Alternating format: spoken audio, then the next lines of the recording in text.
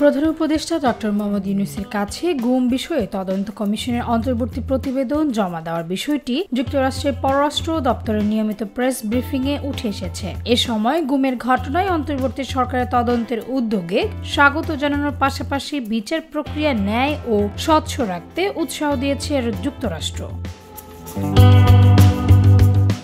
বুধবার নিয়মিত প্রেস ব্রিফিংয়ে মার্কিন পররাষ্ট্র দপ্তরের মুখ্য উপমুখপাত্র বেদান্ত প্যাটেল এসব কথা বলেন।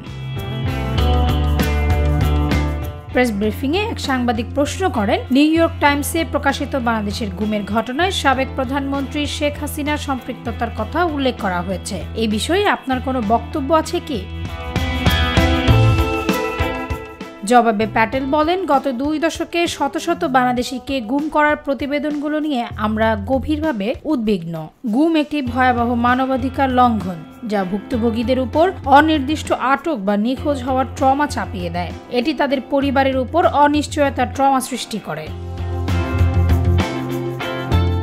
ডেস্ক রিপোর্ট, ভোরের পাতা।